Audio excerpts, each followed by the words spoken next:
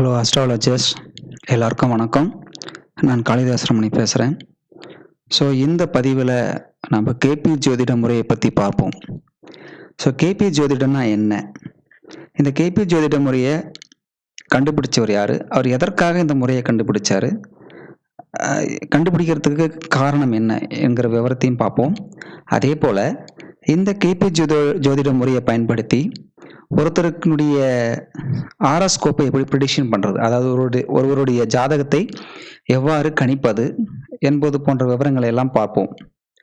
So ஜோதிஷம் என்றாலே அது கிரகங்களை வச்சு 9 கிரகங்களை வச்சு பலன் பார்க்குவது என்பது எல்லாரும் சாதாரண மக்களுக்கு கூட தெரியும். ஸோ ஒரு நல்ல ஜோதிடம் தெரிஞ்சவர்களுக்கு இந்த பதிவு கொஞ்சம் உதவிகரமாக இருக்கும்.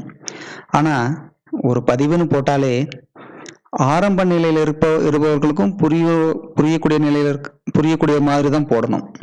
ஸோ அதனால கேபி ஜோதிட முறையை பற்றி விளக்கறதுக்கு முன்னாடி ஜோதிஷம்னா என்ன, ஜோதிஷங்கிறது எங்கிருந்து வந்தது அப்படிங்கிற விவரத்தெல்லாம் முதல்ல பார்ப்போம். சரியா? இந்து மதம்ங்கிறது ஒரு அற்புதமான மதம்.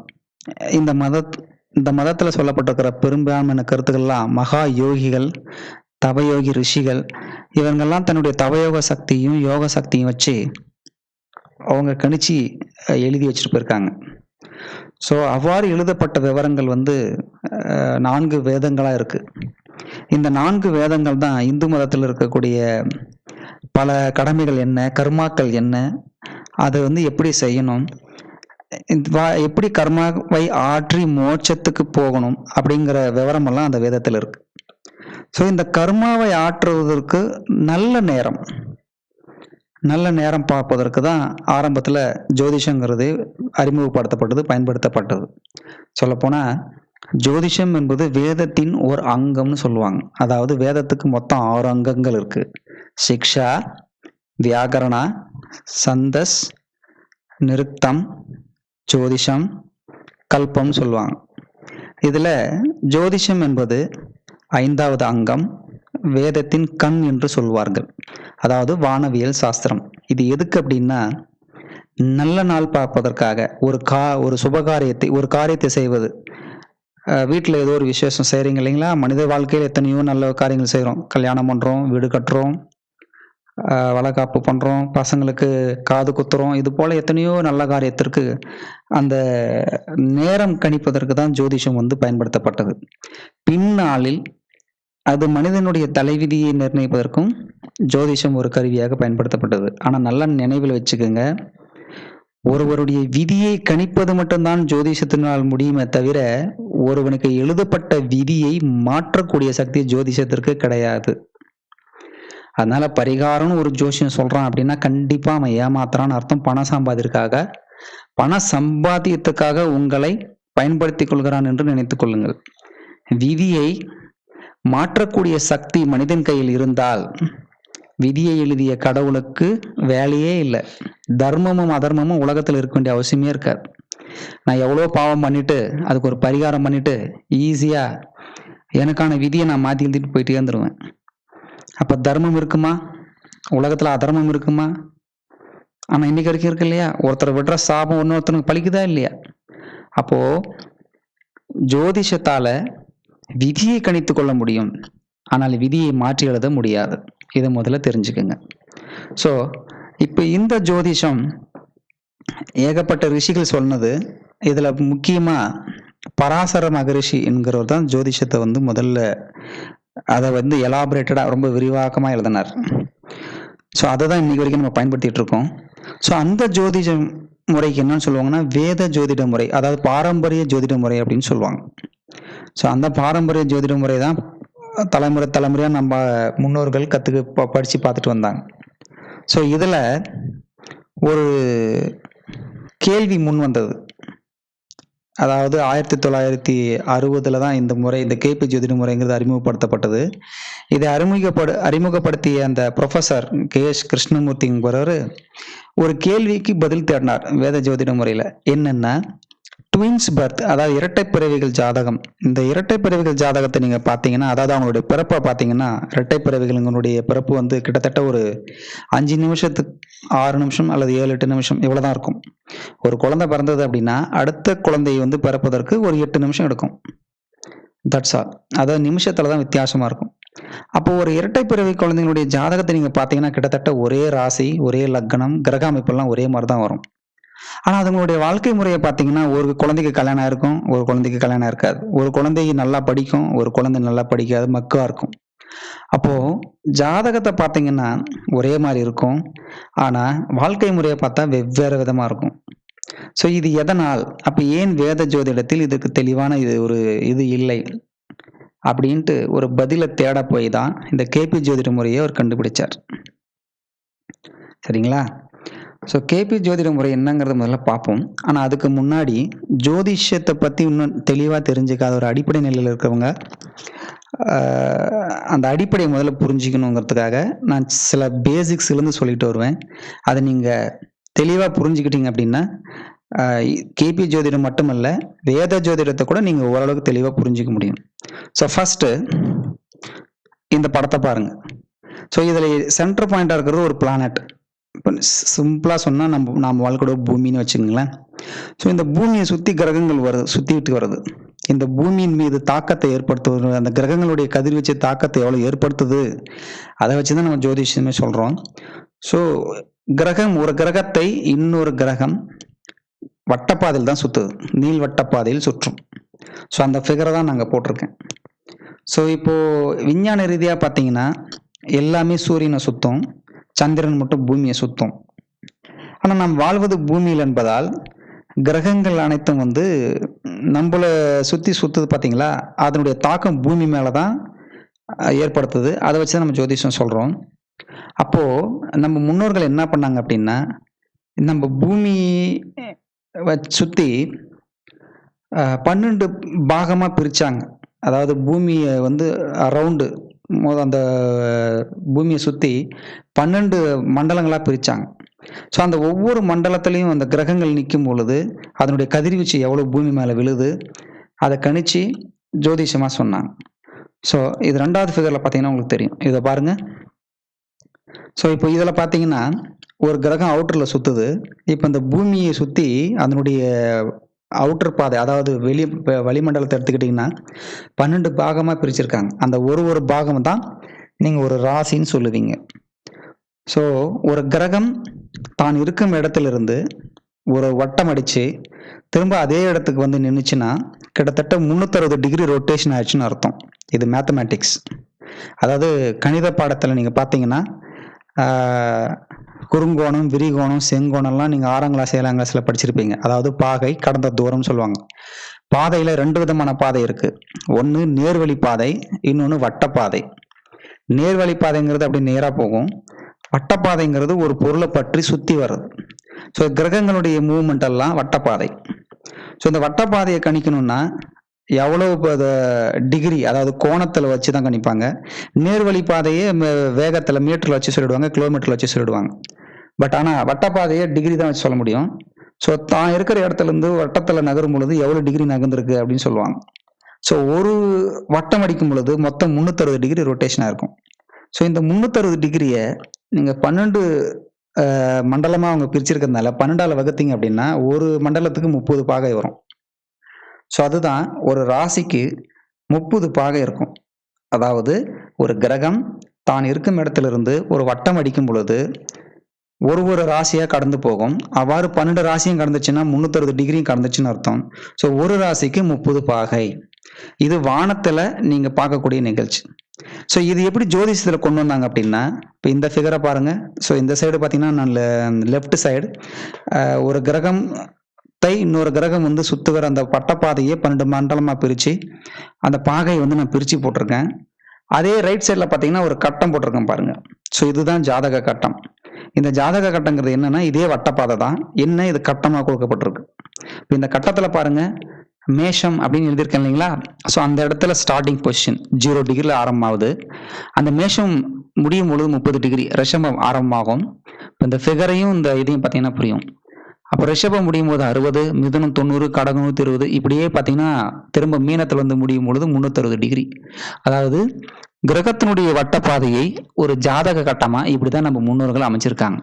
இந்த ஜாதக கட்டமா ஏன் அமைச்சிருக்காங்க அப்படின்னா, இது ஒரு பயனுள்ளதான ஒரு கட்டம் தான். என்னன்னா, ஒரு கிரகம் ஒரு ராசியில இருந்தால், இப்போ உதாரணத்துக்கு மேஷத்துல இருந்தது அப்படின்னா, துலாம வந்து நேருக்கு நேரா அப்படியே பார்க்குற மாதிரி இருக்கும்.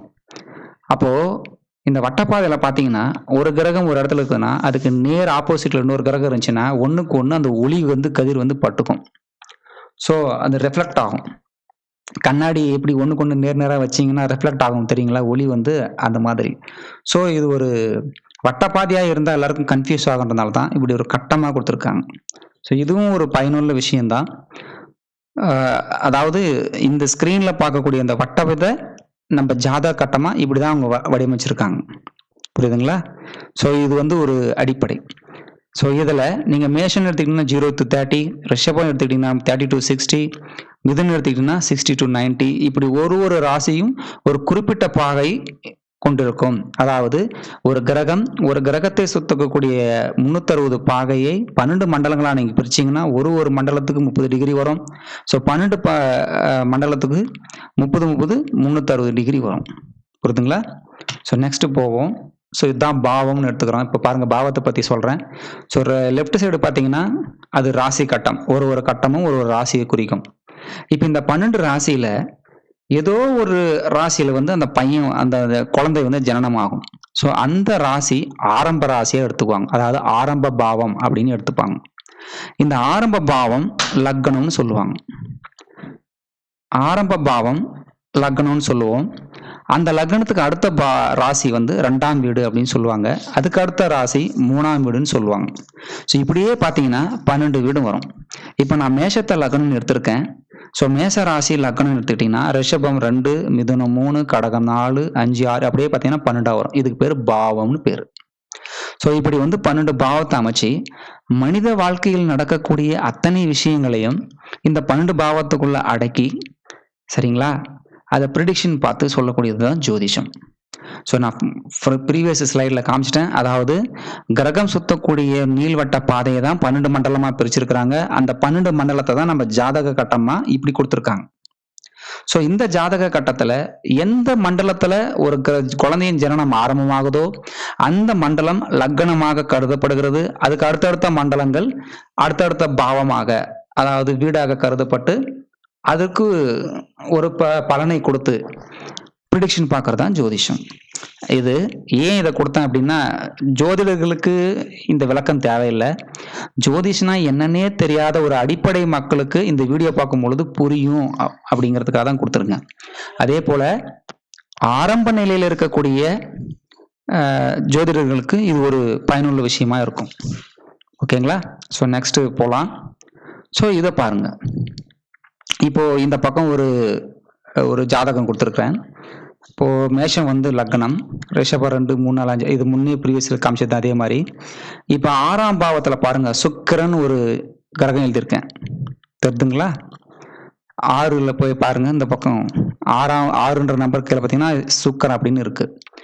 ஸோ இந்த சுக்கிரங்கிறது வந்து இந்த ஜாதகம், அதாவது மேஷ லக்னக்கார ஒரு ஜாதகனுக்கு 2ஆம் வீடு மற்றும் 7ஆம் வீட்டுக்கு அதிபதி. அதாவது 2ஆம் வீடான ரிஷபமும் 7ஆம் வீடான துலாத்துக்கும் 2த்துக்குமே சுக்கிரன் தான். இப்போ ஜோதிஷ ரீதியாக பார்த்தீங்கன்னா 2ஆம் வீடுங்கிறது குடும்ப வீடு, குடும்பஸ்தானம்னு சொல்லுவாங்க. 7ஆம் வீடுங்கிறது மனைவி திருமணஸ்தானம்னு சொல்லுவாங்க. அப்போ மேஷ லக்னக்காரனுக்கு 2ஆம் வீட்டுக்கும் 7ஆம் வீட்டுக்கும், அதாவது குடும்பத்துக்கும் திருமணம் மனைவிக்கு அதிபதியான சுக்கிரன் 6ஆம் வீட்டுல போய் அமர்ந்தால், அதாவது பாருங்க கன்னி வீட்டுல 6ஆம் வீடா போயிடுது. மேஷத்துல இருந்து கவுண்ட் பண்ணீங்கன்னா 6ஆம் வீடா வருதா? ஸோ அந்த வீட்டில் அமர்ந்தால் அந்த வீட்டில் அவர் நீசமாகிறாருன்னு ஒரு வேதிக் முறையில சொல்லுவாங்க. ஸோ சுக்கிரன் வந்து 6ஆம் வீட்டில் நீசமானால், அதாவது நீசம்னா என்ன அப்படின்னா பலம் இல்லைன்னு அர்த்தம். பிளானட் சுக்கிரன் பிளானட் பலம் இல்லாமல் போய்விடுகிறதுன்னு அர்த்தம். ஸோ பலம் இல்லாமல் போனால் அந்த ஜாதகனுக்கு குடும்பம் நல்ல விதமாக இருக்காது, திருமணம் நல்ல விதமாக இருக்காது. ஒன்று திருமணம் நடக்காம போகலாம், அல்லது திருமணம் நடந்தால் அது பல பிரச்சனைகளை சந்திக்க நேரிடும். பொண்டாட்டி யாராவது கூட்டிட்டு ஓடலாம், அல்லது மனைவி இறந்து போகலாம், அல்லது ஒழுக்கக்கேடான பெண் மனைவியாக அமையலாம். இது போல ஏதோ ஒரு வகையில அவனுக்கு திருமண வாழ்க்கை ஒரு பாதிப்பை தரும். இந்த மாதிரி சொல்லுவாங்க. புரியுதுங்களா? அப்போ ஜாதகத்துல மேஷ லக்னக்காரனுக்கு இப்ப 2க்கு 7ஆம் அதிபதி சுக்கிரன் 6ல் நீச்சமானால் இதுதான் பலன். இது ஜோதிஷம் படிச்ச ஜோதிடர்கள் இந்த ரூல்ஸை வந்து அப்ளை பண்ணுவாங்க. இப்படி பார்க்கும் பொழுது சுக்கிரன் வந்து ஒரு ராசியில, அதாவது சுக்கிரன் வந்து ஒரு ராசியில 1.5 மாசம் இருப்பார். 1.5 மாசமா நீங்க பார்த்தீங்கன்னா கிட்டத்தட்ட ஒரு ரவுண்டு மொத்தமா முடிக்கிறதுக்கு 12 12 எவ்வளோன்னு கணக்கு போட்டுக்குங்க. அவருக்கு கிட்டத்தட்ட ஒரு வருஷத்துக்கு மேலே ஆகும் ஒரு மொத்த வட்டம் அடிக்கிறதுக்கு. ஸோ கன்னி ராசியில 1.5 மாசம் வந்து சுக்கிரன் வந்து இருப்பார். அப்போ ஒரு நாளைக்கு 24 மணி நேரம். இந்த 24 மணி நேரத்துல ஒரு லக்னம் வந்து 2 மணி நேரம் ரன் ஆகும். 2 மணி நேரம் ஒரே லக்னம் தான். அந்த 2 மணி நேரம் முடிஞ்ச பிறகு, இப்போ உதாரணத்துக்கு காலையில 6 மணிக்கு மேஷ லக்னம் ஸ்டார்ட் ஆகுதுன்னு வைங்களேன், 8 மணி வரைக்கும் மேஷ லக்னம் தான். அதுக்கப்புறம் ரிஷப லக்னம் ஸ்டார்ட் ஆயிடும். அதுக்கப்புறம் மிதுனம் போகும். இப்படி 12 லக்னம் ரன் ஆச்சுன்னா ஒரு நாள் முடிஞ்சிடும். அப்போ ஒரு நாளைக்கு 2 மணி நேரம் 45 நாட்கள் வீதம் என்னாச்சு? கிட்டத்தட்ட 90 மணி நேரம். இந்த 90 மணி நேரத்துக்கு மேஷ லக்னம் தான் நடக்கும். இந்த மேஷ லக்னத்துல அந்த 90 மணி நேரத்துல பிறந்த அத்தனை குழந்தைகளுக்கும் இந்த சுக்கிரன் 6ஆம் வீட்டுல தான் இருப்பார். அப்போ ஜோதிட விதிப்படி இந்த 6ஆம் பாவத்தில் இருக்கக்கூடிய சுக்கிரன் 2 7 கூடிய அதிபதியாக வருபவர். அதாவது குடும்பஸ்தானத்துக்கும் மனைவி திருமண ஸ்தானத்துக்கும் வரக்கூடிய கிரகம் 6ல் நீச்சமாகறதுனால குடும்பமும் இருக்காது, திருமணமும் இருக்காது. இந்த ரூல் இந்த 90 நிமிஷத்துல பிறகுற அத்தனை குழந்தைக்கும் அப்ளை ஆகுமா அப்படின்னா நிச்சயமா இருக்காது. இது புரியுதுங்களா? அதாவது 90 நிமிடத்துல கிட்டத்தட்ட எத்தனை குழந்தைங்க பிறக்கும்? எல்லாம் மேஷ லக்னமா தானே இருக்கும். அப்ப அத்தனை குழந்தைகளுக்கும் திருமணமே ஆகாம போயிடுமா, அல்லது பொண்டாட்டி ஒழுக்கம் இல்லாம போயிடுவாளா அப்படின்னா கிடையாது. சரிங்களா? அதாவது ஜோதிஷத்தில் பாவ ரீதியாக மட்டும் பலனை கணித்தால் பலன் வந்து துல்லியமாக வராது. இதுதான் அடிப்படை. அப்போ வேற எப்படி கணிப்பது? சுக்கிரன் என்கிற கிரகம் 6ஆம் பாவத்தில் 1 மாதம் 45 நாள் இருக்கும். இந்த 1 மாதம் 45 நாள்ல கிட்டத்தட்ட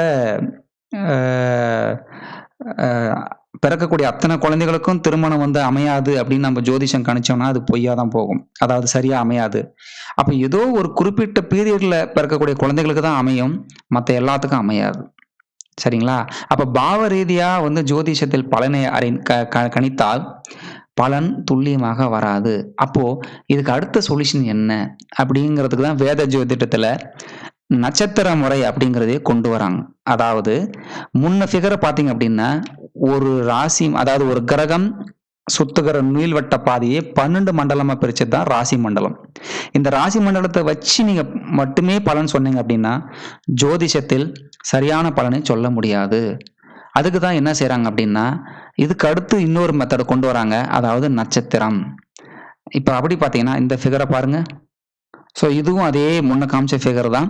இதில் பார்த்தீங்கன்னா ஒரு கிரகத்தை ஒரு இன்னொரு கிரகம் சுத்தக்கூடிய அந்த நீள்வட்ட பாதை, அதாவது ஒரு கிரகத்தை சுற்றிய மண்டலத்தை வந்து 27 மண்டலங்களா பிரிக்கிறாங்க. அந்த 27 மண்டலமும் ஒன்று ஒரு நட்சத்திரம். இப்போ நீங்க பஞ்சாங்கத்துல பார்த்தீங்கன்னா 27 நட்சத்திரம் இருக்கும். அப்ப அந்த 27 நட்சத்திரமும் ஒவ்வொரு நட்சத்திரமும் ஒரு ஏரியாவை சேர்ந்தது. புரியுதுங்களா? நான் முன்னையே சொன்னேன், ஒரு கிரகம் தான் இருக்கும் இடத்திலிருந்து ஒரு முழு வட்டம் அடிக்க 360 பாகை எடுத்துக்கும். அதாவது 360 டிகிரி கோணம் ஆகும். அப்ப அந்த 360 டிகிரி கோணம் ஆகிறத 12 மண்டலமா பிரிச்சிங்கன்னா ஒரு மண்டலத்துக்கு 30 டிகிரி வரும்னு முன்ன ராசி மண்டலத்துக்கு சொன்னேன். அப்போ 27 மண்டலம், அதாவது இப்போ 27 மண்டலமா பிரிச்சிருக்கிறாங்க, அதாவது 27 நட்சத்திரம். இந்த 27 நட்சத்திரத்துக்கு இந்த 360 டிகிரியை நீங்க வந்து சமபாகமா பிரிச்சிங்க அப்படின்னா ஒரு நட்சத்திரத்துக்கு 13 டிகிரி 20 நிமிஷம் வரும். சரிங்களா? ஸோ 13 டிகிரி 20 நிமிஷம், அது 27 பெருக்குனீங்கன்னா ஆட்டோமேட்டிக்காக 360 டிகிரி போயிடும். அதுதான் இங்கே டேபிளாக கொடுத்துக்கிறோம் பாருங்க. ஸோ இந்த 27 நட்சத்திரம் அப்படியே கொடுத்துக்கிறோம் பாருங்க. அஸ்வினி, பரணி, கிருத்திகை, ரோகிணி, மிருகசீரிஷம், திருவாதிரை, புனர்பூசம்ட்டு. ஸோ இப்போ அஸ்வினி 13 20னா அதுக்கு அப்படியே 13 20 கொண்டீங்கன்னா 26 40. அதோட 13 20 கொண்டீங்கன்னா கிருத்திகை 40. இது அப்படியே கண்டினியூட்டியாக பார்த்தீங்கன்னா 360 வந்து நிற்கும். புரியுதுங்களா? அப்போ ஒரு நட்சத்திரத்தினுடைய கால அளவு எவ்வளோன்னா, மண்டலத்தின் கால அளவு 13 டிகிரி 20 நிமிடம். இது அடிப்படை ஜோதிடம். இது எல்லாருக்கும் தெரிஞ்சிருக்கணும்.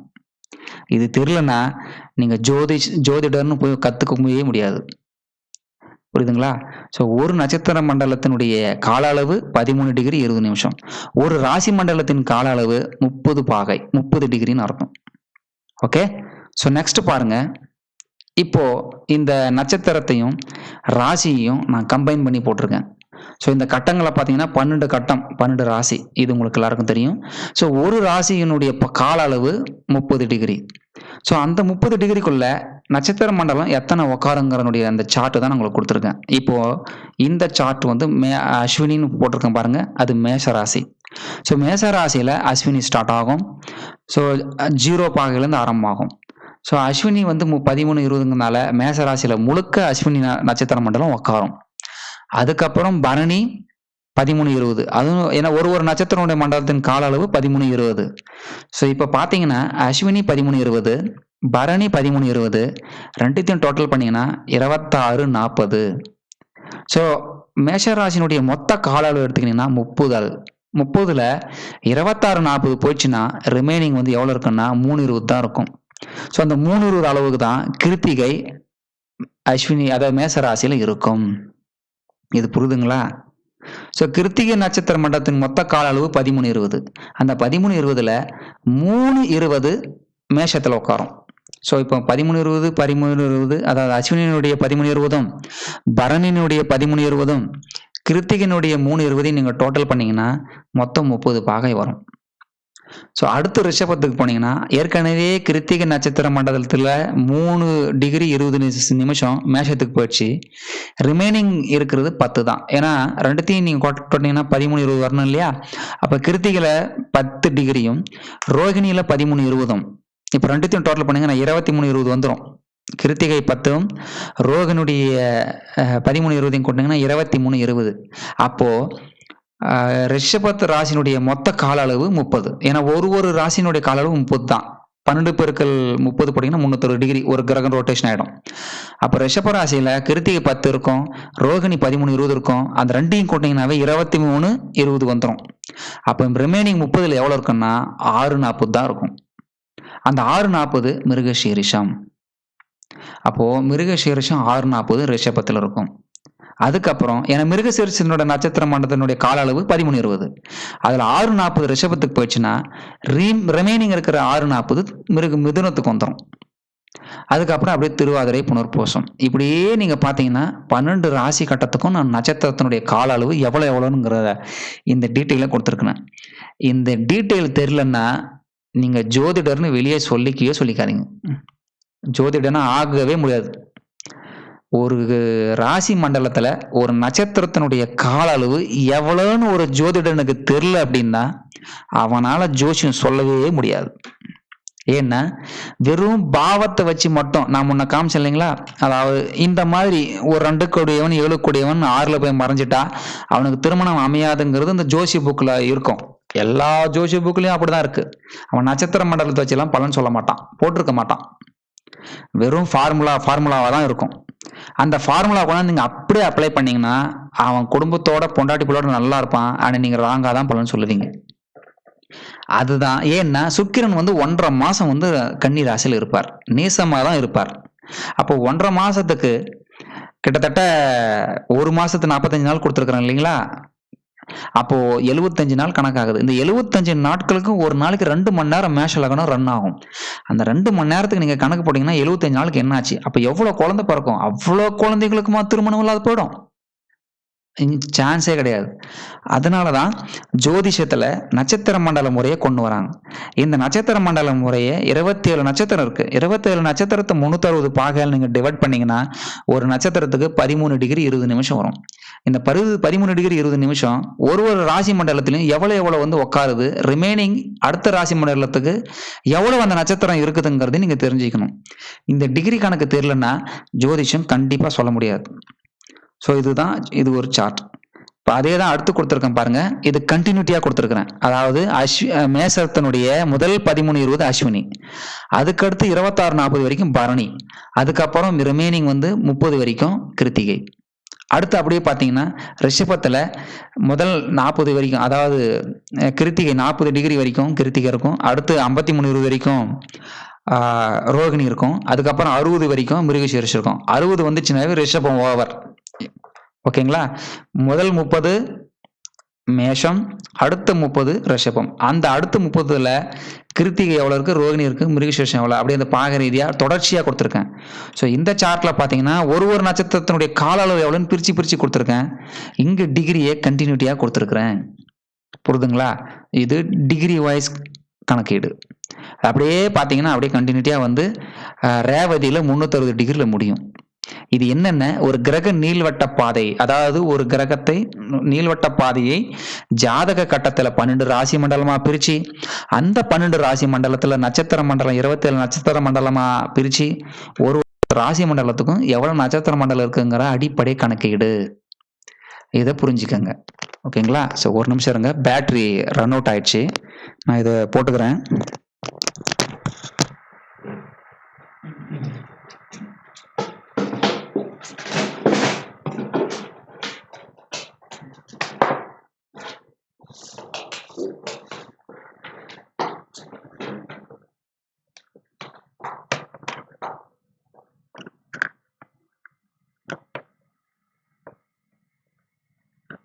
ஸோ நான் இப்போ சொன்னது தான் ஜோதிடத்தினுடைய அடிப்படை. அதாவது ஒரு ஆரம்ப நிலையில் இருக்கக்கூடிய ஒரு ஜோதிடர் தனது ஜோதிஷ கற்றுக்கணும்னு விருப்பப்படுறவங்க இந்த அடிப்படையை முதல்ல தெரிஞ்சுக்கணும். ஓகேங்களா? ஸோ அடுத்து பார்த்தீங்கன்னா, ஸோ இப்போது நட்சத்திர பாதமாக கொண்டு வரோம். அதாவது முன்ன டிகிரியாக காமிச்சதை இப்போ நட்சத்திர பாதமாக சொல்கிறேன். ஸோ ஒரு பாதம், ஒரு நட்சத்திர மண்டலத்தின் மொத்த கால அளவு 13 டிகிரி 20 நிமிஷம். இந்த 13 டிகிரி 20 நிமிஷத்தை நீங்கள் 4ஆக பிரிச்சிங்கன்னா, அதாவது 4 ஷேராக பிரிச்சிங்கன்னா ஒரு பாதத்துக்கு 3 டிகிரி 20 வரும். ஸோ 4 12 4 2 8 80, மொத்தமாக பார்த்தீங்கன்னா 13 20 வரும். சரிங்களா? அதுதான் 4 பாதம்னு சொல்லுவாங்க. ஸோ ஒரு பாதத்துக்கு 3 டிகிரி 20, 2 பாதத்தையும் எடுத்துக்கிட்டிங்கன்னா 6 40, 3 பாதம் எடுத்திங்கன்னா 10 டிகிரி, 4 பாதம் எடுத்திங்கன்னா 13 20. ஸோ அப்படியே இந்த சார்ட்டை பாருங்கள். அஸ்வினி 4, பரணி 4, கிருத்திகை 1. இந்த 9 பாதம் சேர்ந்தது மேசராசி. ஓகேங்களா? ஸோ அடுத்து பார்த்தீங்கன்னா கிருத்திகை. இப்போ கிருத்திகையில் ஒரு பாதம் போயிடுச்சுன்னா மொத்தம் அதில் இருக்கிற 4 பாதத்தில் ரிமைனிங் 3 பாதம் ரிஷபத்துக்கு போகும். ரோகிணி 4 பாதம் இருக்கும். மிருகசீரிஷம் 2 பாதமாக இருக்கும். இதை தான் பாதம், நட்சத்திர பாதம்னு சொல்லுவாங்க. டிகிரியில் பார்த்தீங்கன்னா இந்த கணக்கீடு, பாத ரீதியாக பார்த்தீங்கன்னா இந்த கணக்கீடு. ஸோ இந்த கிருத்திகை 3, ரோகிணி 4, மிருகசீரிஷம் 2 வரைக்கும் இருக்கிறது ரிஷபராசின்னு பேர். அதே மாதிரி மிதுனத்துக்கு வரும், கடகத்துக்கு, சிம்மம், கன்னி, துலாம், விருச்சிகம், அப்படியே பார்த்தீங்கன்னா கண்டினியூட்டியாக மீன ராசி வரைக்கும் இருக்குது. ஓகேங்களா? ஸோ இது பாத ரீதியான 12 ராசிக்கான கணக்கீடு. ஸோ ஏன் இதெல்லாம் சொல்லிக்கிட்டு வரேன் அப்படின்னா, ஒரு ஜோதிட முறை, அதாவது ஒரு ஜோதிஷத்தை கற்றுக்கணும் அப்படின்னா, அது வேத ஜோதிடமாக இருக்கட்டும், அல்லது கேபி ஜோதிடமாக இருக்கட்டும், அல்லது பிருகுநாடி ஜோதிடமாக இருக்கட்டும், எந்த ஜோதிஷத்தை கற்றுக்கிட்டாலும் கிரகத்தினுடைய மூவ்மெண்ட் என்ன, பெயர்ச்சி என்ன, எவ்வளவு வேகத்தில் அது பெயர்ச்சி ஆகுது, ஒரு வருஷத்துல ஒரு நட்சத்திரத்திலிருந்து மண்டலத்தில் அடுத்த நட்சத்திரத்துக்கு எவ்வளவு நாட்கள்ல பெயர்ச்சி ஆகுது, அப்போ எவ்வளவு டிகிரி அது நகருது, அப்போ நகரும் பொழுது குறிப்பிட்ட நாட்கள்ல எந்த இதில் நிக்குது, திரும்ப ரிவர்ஸ்ல, அதாவது வக்கரம் ஆச்சுன்னா எவ்வளவு கால அளவு பேக்ல வருது, அப்போ எந்தெந்த நட்சத்திர மண்டலத்தை தொடுது, இது எல்லாம் ஒரு ஜோசியருக்கு ஃபிங்கர் டிப்ல இருந்தா மட்டும்தான் பலனை கரெக்டா சொல்ல முடியும். இவனுக்கு இது நடக்கும், இது நடக்காதுன்னு சொல்ல முடியும். சும்மா கட்டத்தை வச்சுக்கிட்டு இது இருக்குங்க, குரு சுக்கரனை பக்கறாரு, சுக்கரனை குரு 1.5 மாசமா பார்த்துக்கிட்டு தான் இருப்பார். குரு ஒரு ராசியில 1 வருஷம் இருப்பார். சனி ஒரு ராசியில 2.5 வருஷம் இருப்பார். இன்கேஸ் சனிக்கும் குருவுக்கும் சமசப்தமா வந்துச்சு அப்படின்னா வருஷ கணக்கா பார்த்துக்குவாங்க. வருஷக்கணக்கா ஒருத்தர் பார்க்கறதுனால எல்லா ஜாதகாரனுக்கும் அப்படியே நடந்துடாது. இது ஜோதிஷமே கிடையாது. ஒரு ஜோதிஷங்கிறதுல நல்ல ஆழ்ந்த புலமை வேணும்னா அஸ்ட்ரானமி தெரியணும். அஸ்ட்ரானமி தெரியாம, அதாவது கிரகங்களுடைய கணக்கீடுகள், அதனுடைய நகர்வுகள் என்ன, எந்த நட்சத்திரத்துல எவ்வளவு டிகிரியில் நிக்குது, எந்த பாதத்துல நிக்குது, இந்த கணக்கீடு தெரியாம நீங்க ஜோதிஷம் பக்கமே வர முடியாது. ஸோ அதனாலதான் இதை டீட்டெயிலா போட்டு வரேன். ஏன்னா அடுத்து நான் கேபி பத்தி சொல்ல போறேன். கேபி தெரிஞ்சதுக்கு முதல்ல இந்த அடிப்படை கணக்கீடு உங்களுக்கு தெரியணும். இதெல்லாம் வேத ஜோதிடம். நான் சொல்றதெல்லாம் பாரம்பரிய ஜோதிடம். இது கேபியே கிடையாது. பாரம்பரிய ஜோதிடத்தை முதல்ல நீங்க நல்லா தெளிவா புரிஞ்சுக்கிட்டா மட்டும்தான் வேத ஜோதிடத்து அதாவது கேபி பக்கமோ அல்லது நாடி பக்கமோ அல்லது வேற ஏதாவது ஒரு ஜோதிட பக்கமோ வர முடியும். பேசிக்ஸ் எல்லாம் வேத ஜோதிடத்துல தான் இருக்கு. வேத ஜோதிடம் தெரியாம நீங்க வரவே முடியாது. ஓகே, ஸோ இது நட்சத்திர பாத ரீதியான கணக்கீடு. இப்போ அடுத்து பார்த்தீங்கன்னா இது பாருங்க. ஸோ இதை தான் உங்களுக்கு நான் சொல்ல வந்தேன். இப்போ பாருங்க இந்த ஜாதகத்தை, அதாவது அதே மேஷ லக்னக்காரனுக்கு 2க்கும் 7க்கும் சாரிங்க நம்பர் மாற்றி போட்டிருக்கேன். அதாவது லக்னம் போட்டு அந்தாண்ட 1 போட்டிருக்கேன். அது 1 கிடையாது, அது 2 மாற்றணும். சாரி, தப்பா எடுத்துக்கங்க. இந்த இடம் வந்து 2, அந்த இது வந்து 2. ஒரு நிமிஷம் இருங்க, நான் அதை மாற்றிடுறேன். ஏதோ ஞாபகம் மறதியாக கொடுத்துட்டேன். இது 3ஆம் வீடு, லக்னம் தான் 1ஆம் வீடு. 2, 3, 4, 5, 6, 7. ஓகே, சரியா போச்சு. ஸோ இப்போ பார்த்தீங்கன்னா லக்னத்துக்கு 2ஆம் வீடு 7ஆம் வீடு, இந்த 2 7 கூடிய சுக்கிரன் 6ஆம் பாவத்தில் நீச்சமாகிறார். இதுதான் ஃபார்முலா. இதுதான் ஃபர்ஸ்ட் சொன்னேன். அப்போ அவரது 6ஆம் பாவத்தில் எத்தனை நட்சத்திரம் இருக்குதுன்னா உத்திரம், அஸ்தம், சித்திரை, இந்த 3 நட்சத்திரம் கன்னி ராசியில இருக்கு. அப்ப இந்த 3 நட்சத்திரத்துல எந்த நட்சத்திரம் நிற்கிறாருங்கிறத அடுத்து பார்க்கணும். ஏன்னா 1.5 மாசம் கிட்டத்தட்ட கன்னிராசியில் தான் இருப்பாரு. அந்த கன்னிராசியில 3 நட்சத்திரம் இருக்கும். அந்த 3 நட்சத்திரத்துல எந்த நட்சத்திரத்துல இப்ப சுக்கிரன் நிற்கிறாருன்னு பார்க்கணும். இப்ப நான் பாருங்க, அஸ்தம் 1ன்னு போட்டிருக்கேன். அஸ்தம் 1ஆம் பாதத்துல சுக்கிரன் நிற்கிறார் அப்படின்னா அவர் நவாம்ச கட்டத்துல எங்க வரார்? இதுக்குதான் சாதாரண ஜோதிட முறை, வேத ஜோதிட முறையில நவாம்ச கட்டம்னு ஒரு கட்டத்தை பக்கத்துல போட்டு வச்சு எப்பவுமே கொடுப்பாங்க. ஏன் கொடுக்குறான்னா வேலை வெட்டி இல்லாம கொடுக்கல. இங்க இருக்கிற ராசி மண்டலத்துல ஒரு கிரகமும் வருஷ கணக்குல இருக்கும். எக்ஸப்ட் சந்திரனை தவிர மற்ற கிரகங்கள்லாம் மாச கணக்குல இருக்கும். குரு, சனி, ராகு, கேதுங்கெல்லாம் வருஷ கணக்குல இருக்கும். அப்படி வருஷ கணக்குல ஒரு கிரகம் ஒரு ராசியில இருந்ததுன்னா அதனுடைய பலன் ஒரு ஜாதகனுக்கு அப்படியே எல்லாம் ஒரே விதமா இருக்காது. வேற விதமா இருக்கும், அதனுடைய நகர்வை பொறுத்து.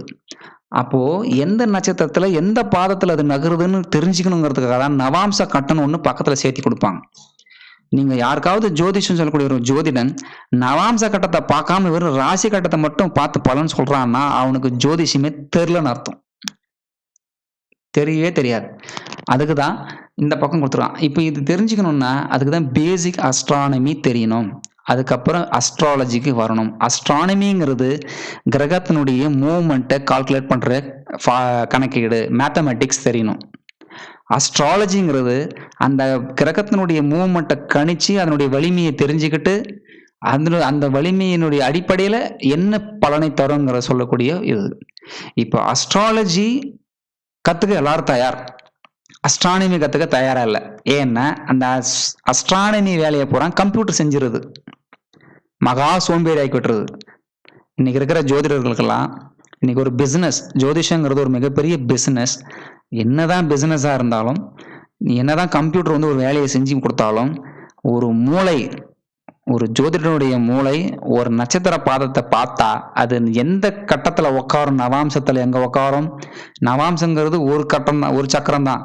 வர்க்க சக்கரங்களை எடுத்துக்கிட்டோன்னா ஏகப்பட்ட சக்கரங்கள் இருக்கு. சப்தாம்சம், திரிசாம்சம், சதுராம்சம், தசாம்சம், சஷ்டியாம்சம், 60 டிவிஷன் வரும். இதுலலாம் எங்கெங்க உட்காரும் அது அப்படிங்கறது வந்து டக்குன்னு கணிக்க தெரிஞ்சா மட்டும் தான் பலனே உங்களால் சொல்ல முடியும்னா சொல்ல வராது.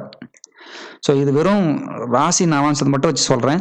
ஸோ சுக்கிரன் வந்து கன்னி ராசியில நீச்சமாகி அஸ்தம் 1 நட்சத்திரத்துல அந்த 1ஆம் பாதத்துல இருக்கிறார் அப்படின்னா நவாம்சத்துல ரிஷப ராசியில உட்காருவார். ரிஷப ராசிங்கிறது சுக்கிரனுக்கு சொந்த வீடு. அப்ப சொந்த வீட்டுல அவன் பலமா தான் இருப்பான். அப்ப அஸ்தம் 1ஆம் பாதத்தில் சுக்கிரன் இருந்தால் ஒரு ஜாதகனுக்கு, மேஷ லக்னக்கார ஜாதகனுக்கு, அவன் நவாம்ச கட்டத்தில் ரிஷப ராசியில் சுக்கிரன் சொந்த ராசியில் அமர்வான். அப்போ ராசியில சுக்கிரன் பலவீனமாக இல்லை என்று பொருள். அப்போ இந்த ஜாதகனுக்கு திருமணம் நடக்குமானா கண்டிப்பா நடக்கும். அவனுக்கு திருமண வாழ்க்கை எப்படி இருக்கும், நல்லதா இருக்குமா நல்லா இருக்காதா அப்படிங்கிறத மற்ற கிரகத்தை வச்சுதான் சொல்ல முடியும். இதுதான் ஜோதிஷம். அது அடுத்து கொடுத்துருக்கேன் பாருங்க, இது அதே ராசி கட்டம் தான். ஆனா இப்ப சுக்கிரன் சித்திரை 2ல் இருக்கிறார். இது எப்படி இந்த 1 நம்பரை மாத்தி விடாத விட்டேன்னு தெரியல. இது 2, இது 3. சாரி.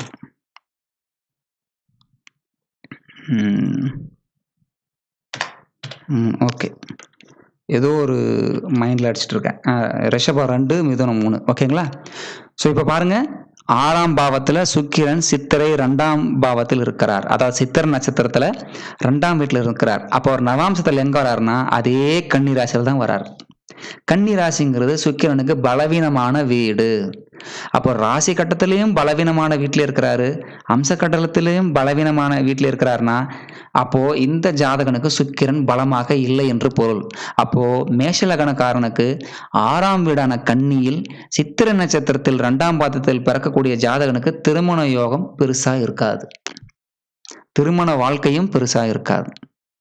புரியுதுங்களா? இதுதான் ஜாதகம். அதுக்கு தான் நவாம்சத்தையும் சீர்தூக்கி பார்க்கணும் அப்படிங்கிறது. இது வேத ஜோதிட முறை.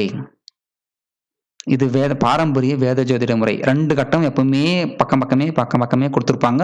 நட்சத்திர பாதம் என்னங்கிறது ஒரு லிஸ்ட் கொடுத்துருப்பாங்க. ஓகேங்களா? ஸோ நெக்ஸ்ட் போவோம். இப்போ வேத ஜோதிட முறையை இந்த ஒரு பாக்ஸில் கொடுத்துருக்கோம் பாருங்க. என்னென்ன வேத ஜோதிட முறையினுடைய ஒரு நட்சத்திர மண்டலத்தின் கால அளவு 13 டிகிரி 20 நிமிஷம். ஃபர்ஸ்டே சொன்னேன். ஏன்னா ஒரு கிரகத்தினுடைய வட்டப்பாதையை 27 நட்சத்திரத்துக்கு பிரித்து கொடுத்தீங்கன்னா ஒரு நட்சத்திர மண்டலத்தின் கால அளவு 13 டிகிரி 20 நிமிஷம். அந்த 13 டிகிரி 20 நிமிஷத்தை 4 பங்கா பிரிச்சிங்கன்னா, அதாவது 4 பாதமாக பிரிச்சிங்கன்னா, ஒரு நட்சத்திரத்துக்கு 4 பாதமாக தான் வேத ஜோதிடத்தில் இன்னைக்கு வரைக்கும் சொல்லப்படுகிறது. ஒரு பாதத்துக்கு 3 டிகிரி 20 நிமிஷம். சரிங்களா? அப்போ ஒரு நட்சத்திரத்துக்கு மொத்தம் 4 பாதம். அப்போ 9 பாதம் சேர்ந்தது ஒரு ராசி. இது இன்னைக்கு வரைக்கும் அப்படிதான் ஃபாலோ பண்ணிட்டு வரோம். இது வேத ஜோதிடத்தில். சரிங்களா? என்னதான் வேத ஜோதிடத்துல இந்த அளவுக்கு டிவிஷன் பிரிச்சாலும் ரெட்டப்பிறவிகள், அதாவது ரெட்டை குழந்தைங்க பிறக்குது பாத்தீங்களா? இந்த ரெட்டை குழந்தைங்களுடைய ஜாதகத்தை எடுத்து பாத்தீங்கன்னா கிட்டத்தட்ட இந்த 3 டிகிரி 20க்குள்ளேயே பிறந்துரும். அதுங்களுடைய ராசி கட்டத்தை பார்த்தீங்கன்னா ஒரே மாதிரி இருக்கும். நட்சத்திர பாதத்திலையும் பார்த்தீங்கன்னா ஒரே நட்சத்திர பாதமாக தான் இருக்கும். அப்போனா வாழ்க்கை முறை பார்த்தீங்கன்னா வெவ்வேறு விதமாக இருக்கும். புரியுதுங்களா? இப்போ இந்த கட்டத்தில் பார்த்தீங்கன்னா இப்போ ஒரு மேஷ லக்னத்துக்கு ஒரு குழந்தை பிறகுதுன்னு வைங்களேன். சுக்கிரன் 1.5 மாதம் ஒரு ராசியில் இருக்கிறவன் வெறும் 5 நிமிஷத்தில் ஒரு நட்சத்திர பாதத்தை விட்டு இன்னொரு நட்சத்திர பாதத்துக்கு நகர்ந்துட மாட்டான். அதே 9 பாதத்தில் ஒரு கன்னி ராசியில் 9 பாதம், ஒரு ராசிக்கு 9 பாதம். இப்போ 9 பாதத்தில் சித்திரை 2ங்கிறது அந்த 9ல் ஒரு பாதம். 5 நிமிஷத்துல சுக்கிரன் ஒரு பாதம் விட்டு இன்னொரு பாதம் நகர்ந்துட மாட்டான். அப்படி நகர்ந்துட்டான்னா 1.5 மாசம் அந்த கண்ணியில் இருக்க வாய்ப்பே இல்லை. 9 பாதங்கிறது ஒரு நாள்ல தாண்டிட்டு போயிடுவான் இல்லைங்களா? அதனால இரட்டை பிறவிகளுடைய வாழ்க்கை எடுத்துக்கிட்டீங்க அப்படின்னா இந்த சுக்கிரன் சித்திரையில் நிற்கிற அந்த பாதானது நிமிஷ கணக்குல ஒன்றும் மாறிடாது. அப்போ அதனுடைய வாழ்க்கையை பார்த்தீங்கன்னா டிஃப்ரெண்டா இருக்கும். ஒரு குழந்தை நல்லா படிக்கும், ஒரு குழந்தை மக்கா இருக்கும். அப்ப ஜாதகம்னு எடுத்து பார்த்தீங்கன்னா ஒரே மாதிரி ஜாதகமாக தான் இருக்கும். ஒரே ஜாதகம் தான். அந்த 2 ஜாதகத்தையும் நோட்டையும் பிரித்து 2 ஜோசியர்கிட்ட பிரித்து கொடுத்தீங்கன்னா ஒரே மாதிரி தான் சொல்லிட்டு இருப்பான்.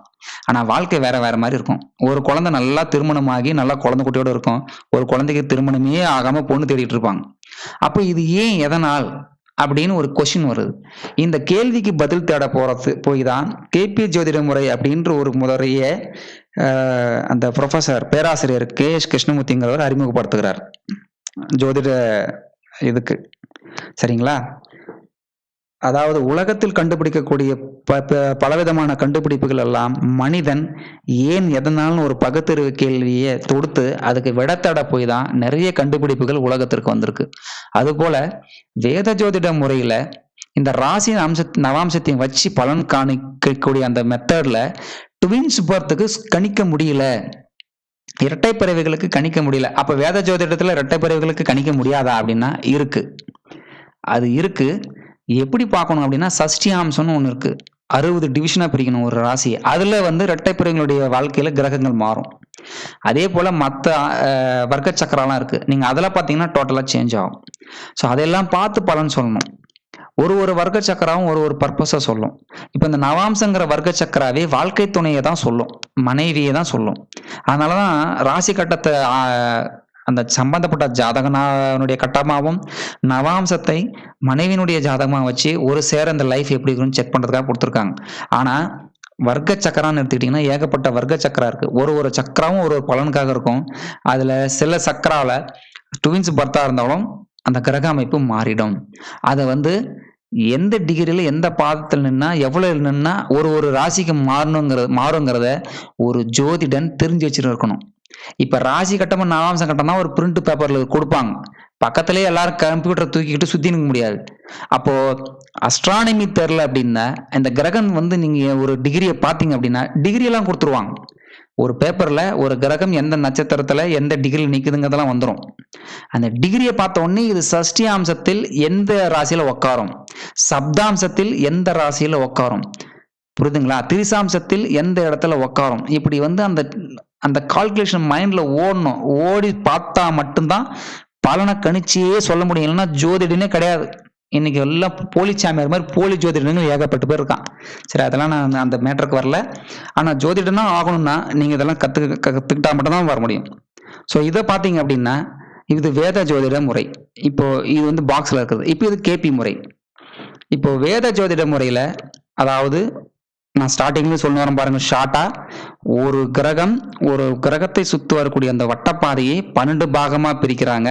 அந்த 12 பாகத்துக்கும் 30 டிகிரியா கொடுக்குறாங்க. அந்த 30 டிகிரி ஒரு ராசி, அதனால 12 ராசி. ஒரு ராசிக்கு 30 பாகை. அப்ப ராசி ரீதியா பலன் பார்க்கும் பொழுது சரியா பலன் வர்றதில்ல. அதுக்காக அடுத்த நட்சத்திர முறையை அறிமுகப்படுத்துறாங்க. நட்சத்திர முறையில பார்க்கும் பொழுது ஓரளவுக்கு பலன் வருது. இருந்தாலும் இரட்டை பிறவிகளுக்கு அந்த நட்சத்திர முறையில கூட சரியா வருவது இல்லை. அதாவது நட்சத்திரத்துல 4 பாதமா பிரிச்சு பார்த்தாலும் வருவது இல்லை. அப்போ என்ன செய்வது அப்படின்னும் போதுதான் இந்த ப்ரொஃபசர் KS கிருஷ்ணமூர்த்திங்கிற என்ன பண்றாரு, நட்சத்திரத்தினுடைய மொத்த பாகை அளவு, அதாவது 13 டிகிரி 20 நிமிஷத்தை 9 பிரிவா பிரிக்கிறார். அங்க பாருங்க, 9னா 9 இதுவா பிரிக்கிறாரு. அதுல 120 டிவிஷனா பிரிக்கிறார். ஒரு நட்சத்திரத்தை 120 பங்கா பிரிக்கிறார். அந்த 120 பங்குல ஒரு குறிப்பிட்ட பங்கு ஒரு பிரிவாகவும் அடுத்த பங்கு அடுத்த பிரிவாகவும் பிரிச்சுக்கிட்டே வர்றார். இது வந்து விம்சோத்திரி கால கணக்கீடு. விம்சோத்திரி தசைன்னு ஒரு தசை நீங்க பயன்படுத்திட்டு இருப்பீங்க. அதுல ஒரு கிரகத்துக்கும் ஒரு வருஷம் இருக்கும். எல்லா கிரகத்தினுடைய அந்த வருஷங்களை நீங்க கூட்டிங்கன்னா 120 வருஷம் போய் நிற்கும். அதுதான் கலியுகத்துக்கு ஒரு மனிதனுக்கு ஆயுளா சொல்லப்பட்டது. அது எதை பேஸ் பண்ணினா 4 சைக்கிள், சனியோட சைக்கிள் 4 சைக்கிள் வரும். 4 சைக்கிள்ல 30 வருஷம்.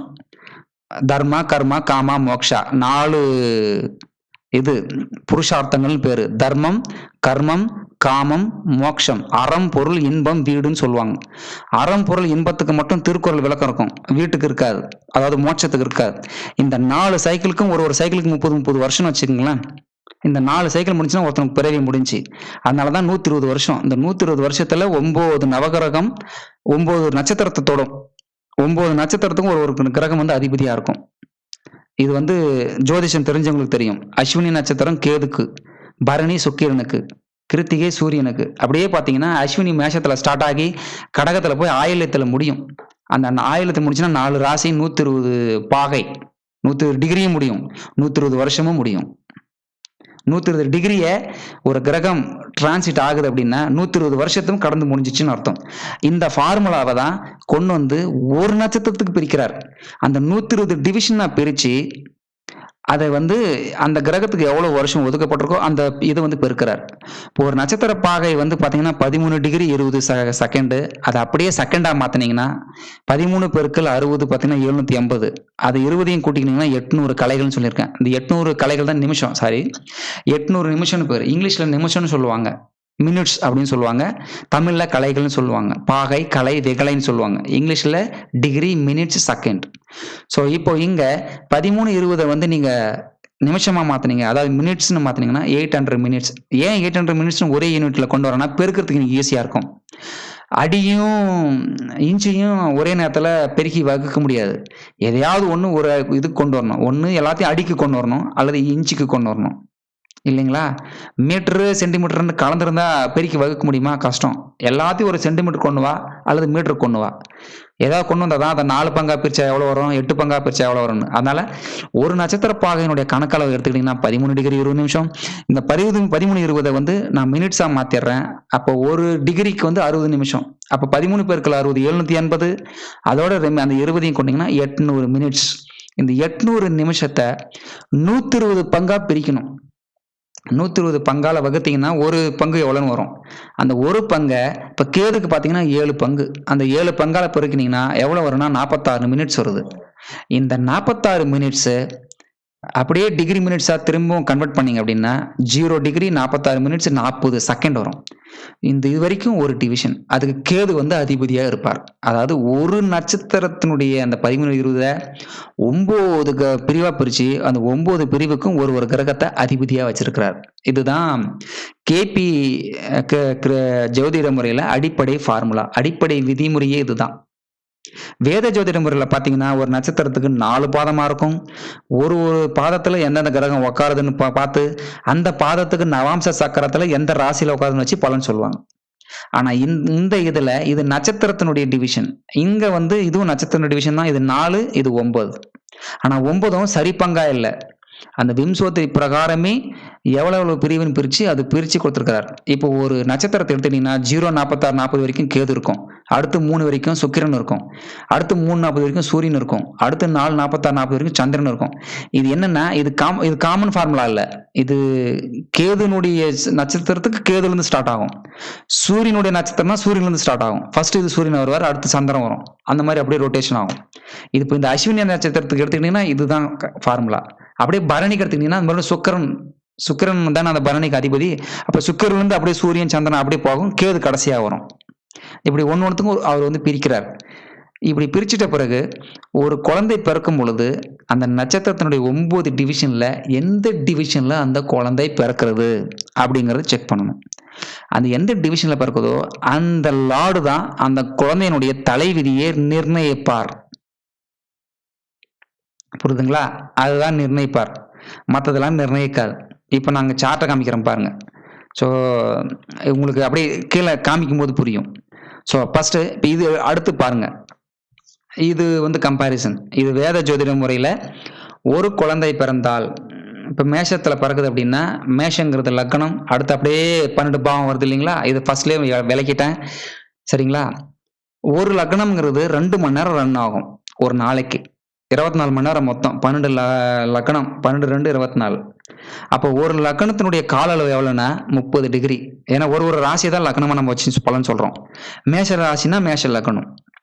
புரியுதுங்களா? அப்போ 30 டிகிரி. அப்போ 30 டிகிரியில் இப்போ உதாரணத்துக்கு காலையில் 6 மணிலேருந்து 8 மணி வரைக்கும் மேஷ ராசி லக்னமாக போகுது அப்படின்னா 6 மணிக்கு 0 டிகிரியில் ஸ்டார்ட் ஆகும். 8 மணிக்கு 30 டிகிரியில் போய் முடியும். அப்போ ஒரு குழந்தை 6 மணிக்கு பிறந்துச்சுன்னா 0 டிகிரியில் பிறகுதுன்னு அர்த்தம்.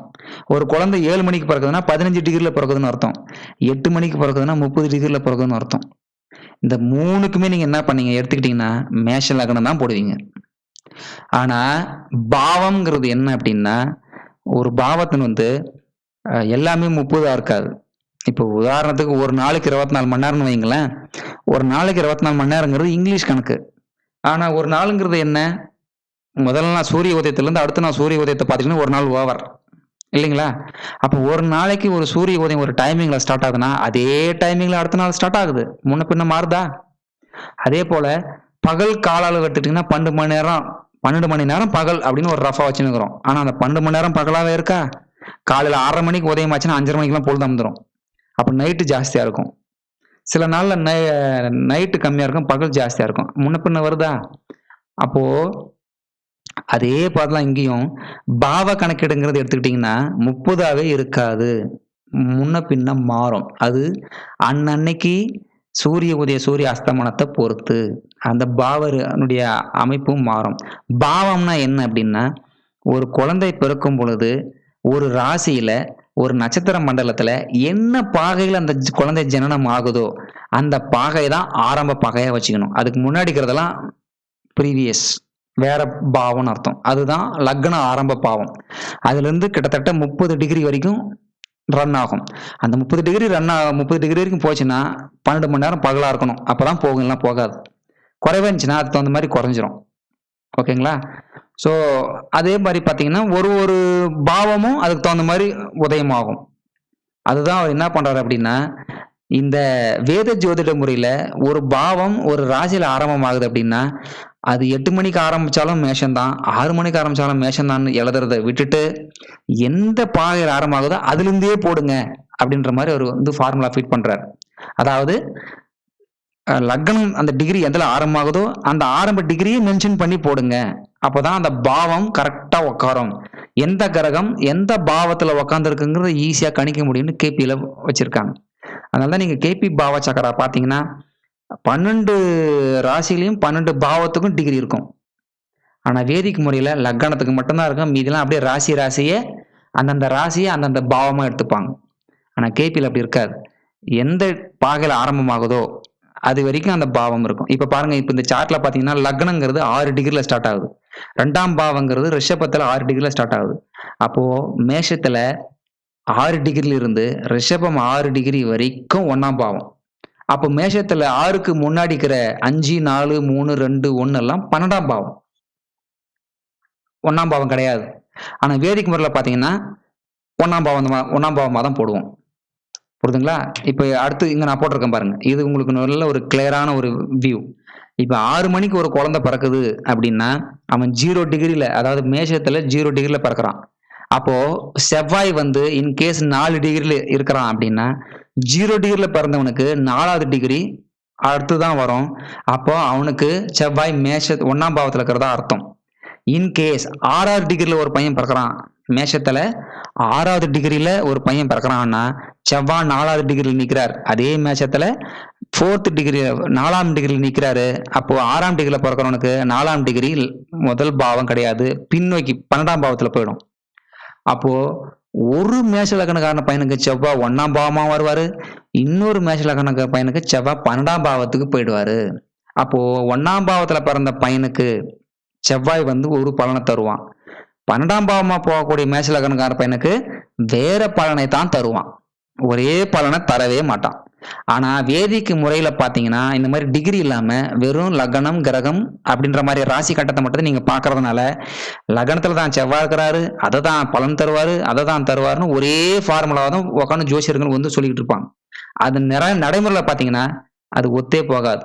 இரட்டைப்பிறவிங்க ஜாதகத்துக்கு தான் இப்படி டிஃப்ரெண்ட் ஆகிறதுக்கு முதல் காரணம். இரட்டை குழந்தைங்களோட ஜாதகத்தை பாத்தீங்கன்னா ஒரு லைஃப் ஒன்று மாதிரி இருக்கும், இன்னொரு லைஃப் ஒரு மாதிரி இருக்கும். ஆனா ஜாதகம் பாத்தீங்கன்னா ஒரே மாதிரி தான் இருக்கும்.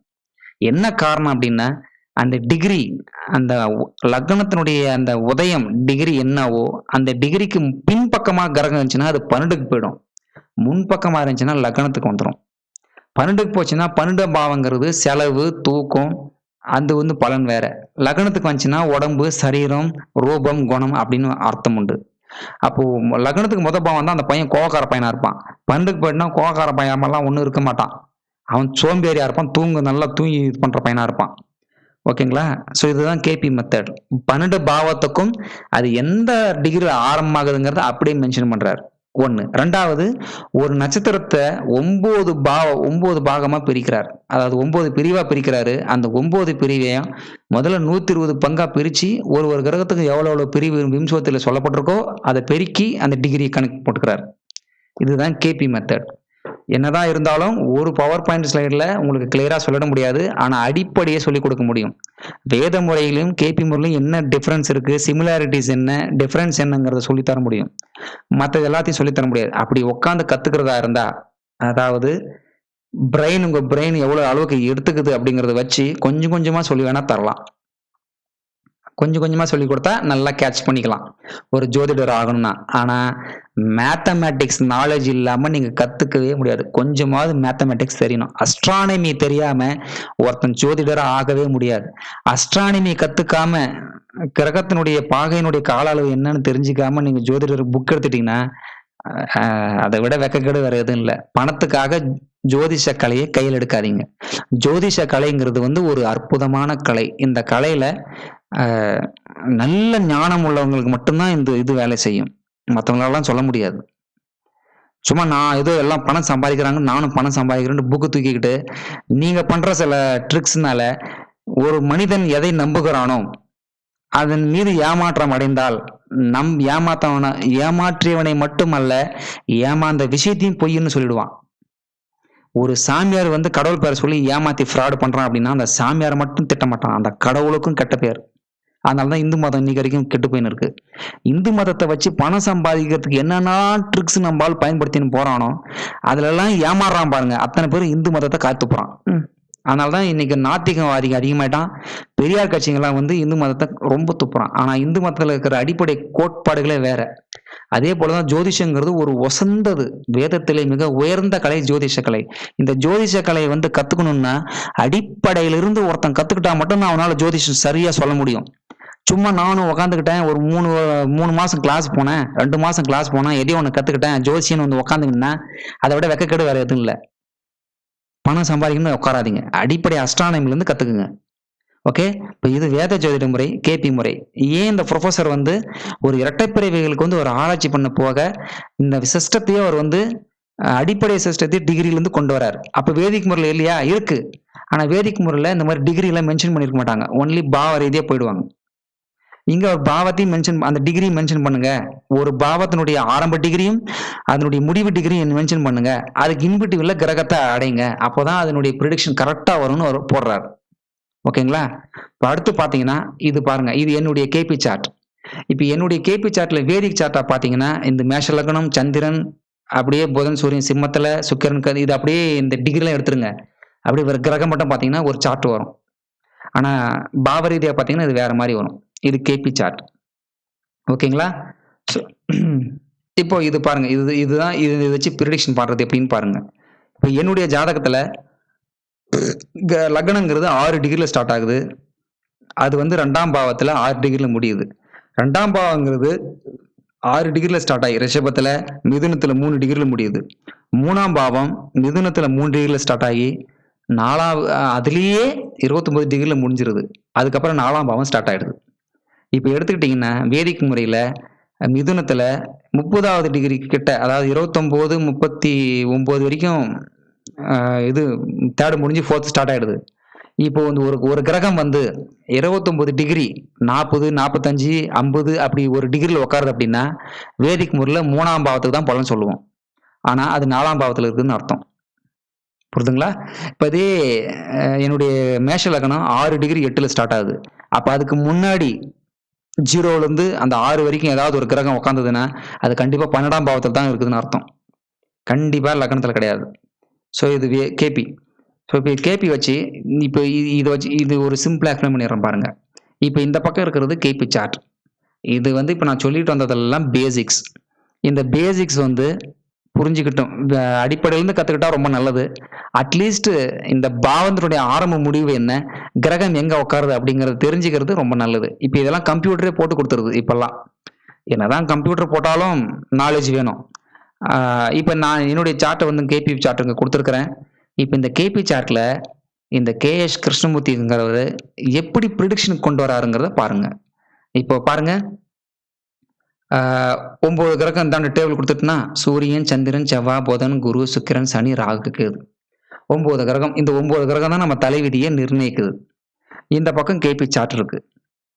இப்போ நான் மேஷ லக்னம். என்னுடைய லக்னம் வந்து மேஷம். அதாவது மேஷத்துல 6 டிகிரி 8ல என்னுடைய லக்னம் ஸ்டார்ட் ஆகுது. புரியுதுங்களா? இப்போ நான் முன்னே சொல்லிட்டேன், அதாவது ஒரு நட்சத்திரத்துல 9 பாவமா 9 பிரிவா பிரிக்கணும் அப்படின்ட்டு. இப்போ இந்த கேது, சுக்கிரன், சூரியன் பாருங்க, இது புரிஞ்சுங்களா? இப்போ இந்த 9 பிரிவுல, அதாவது ஒரு நட்சத்திரத்துல 9 பிரிவுல எந்த பிரிவுல ஒரு கிரகம் உட்காருதோ அந்த பிரிவினுடைய அதிபதி தான் அந்த கிரகத்தினுடைய தலைவிதியை நிர்ணயிப்பான். இங்க பாருங்க, இந்த சார்ட்டை பாருங்க. இப்போ என்னுடைய ஜாதகத்துக்கே வாங்க. நான் அழகா இங்க போட்டிருக்கேன். இப்போ எனக்கு இப்போ சந்திரன் வந்து 25, 36ல இருக்கிறார். இங்க பாருங்க, அதாவது 2ஆம் வீட்டுல சந்திரன் 25, 36 டிகிரில நிக்கிறாருன்னு வைங்களேன். 25, 36 டிகிரிக்கு சந்திரன் எடுத்துக்கிட்டா வேதிக்கு மேல சந்திரனுக்கு வச்சு தான் பலன் சொல்லுவாங்க. ஆனா அதுக்கு தப்பு. அது தப்பு. 25, 36க்கு அந்த சந்திரன் வந்து எந்த நட்சத்திரத்தில் நிற்கிறார்? எனக்கு மிருகசீரிஷ நட்சத்திரத்தில் நிற்கிறார். இந்த டேபிள பாருங்க போட்டிருக்கேன். மிருகசீரிஷங்கிறது செவ்வாவுடைய நட்சத்திரம். அந்த மிருகசீரிஷத்தை 9 பிரிவா பிரிச்சிங்கன்னா அதுல ராகுனுடைய பிரிவுல தான் சந்திரன் நிற்கிறார்.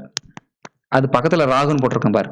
இந்த ராகுவுக்கு வந்து அந்த கேஎஸ் கிருஷ்ணமூர்த்தி என்ன பேர் தராருன்னா உப நட்சத்திர அதிபதி.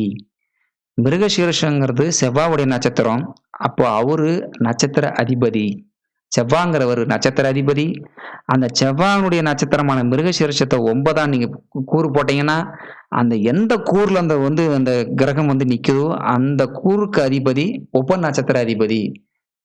கேபி மெத்தட்ல சொன்னா சப்லார்ட்ன்னு சொல்லுவாங்க. சப்லார்ட். இது மாரி ஒவ்வொரு கிரகமும் ஒரு நட்சத்திரத்துல அதனுடைய 9 பிரிவுல ஏதோ ஒரு பிரிவுல நிக்கும். அப்ப அந்த பிரிவினுடைய அதிபதி சப்லார்டுன்னு பேரு. அவரு யாருன்னு முதல்ல பார்க்கணும். இப்ப என்னுடைய ஜாதகத்துக்கு கொடுத்துருக்கேன் பாருங்க. சூரியனுக்கு மக நட்சத்திரத்தில் நிக்கிறாரு. ஆனா புதனுடைய பிரிவில் நிக்கிறார். அப்போ புதன் தான் எனக்கு சப்லார்டு. சந்திரன்கிறவர் மிருகசீரிஷ நட்சத்திரத்தில் நிக்கிறாரு. மிருகசீரிஷத்தினுடைய சப்லார்டு, அதாவது ராகுனுடைய சப்லார்டு தான் சந்திரன் நிக்கிறார். செவ்வாங்கிறவர் போராட நட்சத்திரத்தில் நிக்கிறாரு. இந்த போராட நட்சத்திரங்கிறது சுக்கரனுடைய ராசி, நட்சத்திரம். அந்த சுக்கரனுடைய நட்சத்திரத்துல ராகுனுடைய சப்லார்டு டிவிஷன்ல செவ்வாய் நிக்கிறாருன்னு பேர்.